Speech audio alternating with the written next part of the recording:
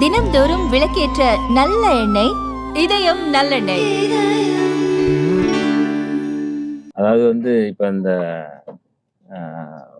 குரல், பெண்கள் குரல் அப்படிங்கிறது ஒரு ஒற்றை குரல் இல்லை, எல்லாருமே சேர்ந்துதான் சொன்னாங்க. கடந்த மாதம் நான் கோவைக்கு வரும்பொழுது இந்த மாதிரி எங்க எங்க பகுதிக்கு பேருந்து வரவில்லை என்கின்ற ஒரு பெட்டிஷன் கொடுத்துருந்தாங்க. அந்த பெட்டிஷனை எடுத்து நாங்கள் மாண்புமிகு முதல்வர் அவர்களுக்கு அனுப்பி வச்சு சம்மந்தப்பட்ட துறைக்கும் நாங்கள் அனுப்பி வச்சிருந்தோம்.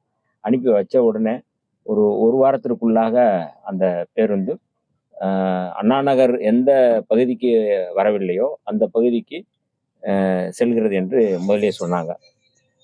ஒரு 20 ஆண்டுகளுக்கு மேலாக அந்த பகுதியில் பேருந்து கேட்டும் அங்கே போகலை. இது ஒரு நீண்டகால கோரிக்கை. நீங்கள் சொன்னது போல கடந்த கால அரசுகள் இது குறித்து எந்த விதமான கவலையும் இல்லாமல் அவர்கள் போக்கிலே அவர்கள் பயணப்பட்டார்கள். ஆனால் இன்றைக்கு அந்த கம்பனூர் பகுதியைச் சேர்ந்த மக்கள் ஏதோ அவசரத்துக்கு செல்ல வேண்டுமானாலும் இங்கே நீங்கள் அண்ணா நகர் பகுதி மக்கள் கம்பனூருக்கு போகணும் அப்படின்னா போக முடியாது. ஆக இப்படிப்பட்ட ஒரு சூழலில் இன்றைக்கு போகாத ஊருக்கு போகாத பேருந்து செல்கிறது என்றால் அது மிகப்பெரிய சாதனை. இதை நிகழ்த்திய மாண்புமிகு முதல்வர் அவர்களுக்கு நன்றி தெரிவிக்கிறார்கள் மக்கள். நாங்களும் இதில் அந்த நன்றி தெரிவிக்கின்ற விதமாகத்தான் மாண்புமிகு முதல்வர் அவர்கள் கடந்த வாரம் என்னை அழைத்து நல்ல முன்னெடுப்பு, இது மாதிரியான முன்னெடுப்பு தொடர்ந்து செய்யணும் அப்படிங்கிறத மாண்புமிகு முதல்வர் அவர்களே சொன்னாங்க. அப்போ அந்த அடிப்படையில் தான் இன்னைக்கு மாண்புமிகு பிற்படுத்தப்பட்ட வளத்துறை அமைச்சரும் சமூக நீதி அமைச்சரும் சேர்ந்து ஒரு சமூக நல்லிணக்கம், அதாவது இந்த அரசினுடைய பிரதான செயல்பாடு அப்படிங்கிறது சமூக நல்லிணக்கம் தான். அந்த அடிப்படையில் இதுவரை இதுகாரும் கடந்த கால அரசுகள்ல இந்த மாதிரி 2 அமைச்சரும் சேர்ந்து ஒரு செயல் திட்டத்தை நடைமுறைப்படுத்துறாங்கன்னா அப்படி இல்லை. ஆனா இதை இன்னைக்கு செஞ்சிருக்கிறோம். ஒரு மிக முக்கியமான முன்னெடுப்பு. இது தொடர்ந்து செயல்படும். இந்த மாதிரியான அதாவது வெறுமனே ஒரு வெறுப்பு அரசியலை விதைக்காமல் ஒரு நல்லிணக்கத்துக்கான ஒரு முன்னெடுப்பாக தான் நம்ம பார்க்குறோம். அந்த வகையில் நாங்கள் 2 பேரும் இதை பார்வையிட்டிருக்கோம். பேருந்தில் நம்ம பயணப்பட்டு இந்த பேருந்து தீண்டாமையை ஒழிக்கின்ற பேருந்து, இந்த பேருந்து சாதி மத வேறுபாட்டை ஒழிக்கின்ற பேருந்து, அந்த பேருந்தை இயக்குகின்ற அரசு அதே மாதிரியான ஒரு அரசு அப்படிங்கிறத நம்ம புரிஞ்சுக்கணும். ஆனா இந்த பொன்னம்புத்துறை சுற்றியுள்ள பகுதிகளில் இரட்டை சுடுகாடுகள் மற்றும் முடிவெட்டுறதில்லை அப்படிங்கிற குற்றச்சாட்டு இருக்கு. கிட்டத்தட்ட கோவை மாவட்டத்தில் 84க்கும் மேற்பட்ட தொகுதிகளில் இந்த பிரச்சனை இருக்கிறதா அப்படின்னு கலெக்டர் பெட்டிஷன் கொடுத்திருந்தாங்க. இதுவரைக்கும் எந்த நடவடிக்கைகள் இல்லை. முதல்கட்ட நடவடிக்கை அதை பார்க்குறோம். அடுத்த கட்ட நடவடிக்கை என்ன இல்லை, இதெல்லாம் கடும் நடவடிக்கை எடுக்கப்படும். இந்த மாதிரியான இரட்டை கொலை, இரட்டை இந்த மாதிரி தீண்டாமைகள் யாரு செய்தாலும் அதை அரசு வேடிக்கை பார்க்காது. ஆகவே அவர்களாகவே உணர்ந்து இதை விட வேண்டும்.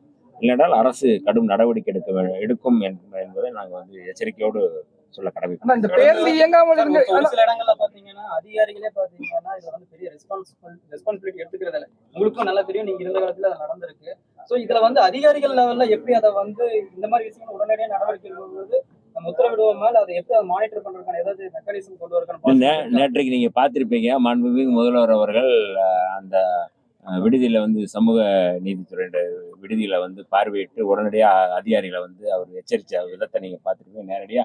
நேரலையில பார்த்துருப்பீங்க. இப்படியெல்லாம் எங்கேயுமே நடந்ததில்லை. அதுபோலதான் இன்னைக்கு நாங்கள் அமைச்சர்களாக இருப்பவர்களும் நாங்கள் அவர்கள் அந்த அமைச்சர் மாண்புமிகு முதல்வர் அவர்கள் என்ன பாணி எடுக்கிறாரோ அதே பாணியில தான் நாங்களும் செயல்படுறோம். அதனால கட்டாயம் இம்மாதிரி நீங்க சொல்ற எந்த குற்றச்சாட்டுகள் அதிகாரிகள் செய்தாலும், மெத்தன போக்கோடு செய்தாலும் இனிமேல் அந்த மெத்தன போக்கை விட்டு தீவிரமாக செயல்பட வேண்டும் நாங்கள் கேட்டுக்கிறோம். இன்னும் மீண்டும் மெத்தன போக்கோடு இருந்தால் கடும் நடவடிக்கைக்கு உள்ளாவார்கள் என்பதில் எந்த மாற்று கருத்தும் இல்லை. அரசும் மாண்புமிகு முதல்வர் அவர்களும் இதுல தயவுதாட்சரியம் படுத்த வேண்டாம் என்று சொல்லியிருக்கிறார்கள். ஆகவே அந்த எச்சரிக்கையோடு அவர்கள் செயல்பட வேண்டும் என்று நாங்கள் கேட்டுக்கொள்கிறோம். அந்த கெம்பனூருக்கு 15-20 ஆண்டுகளா பேருந்து இயங்காம இருந்ததுக்கு இங்க இருக்கிற உயர் அதிகாரிகள் தான் அவங்களோட ஒத்துழைப்போட தான் இந்த பேருந்து இயங்கல அப்படிங்கிறது இங்க இருக்கிற மக்களோட குற்றச்சாட்டா இருக்குது. இதுக்காக பத்திரிகையாளர்கள் பலமுறை முயற்சித்தும் செய்தி பதிவிட்டும் அதிகாரிகள் இதுக்கான முன்னெடுப்பாளர்களே பண்ணல. சோ அவங்களும் அதுல உடந்தையா தான் இருக்காங்க.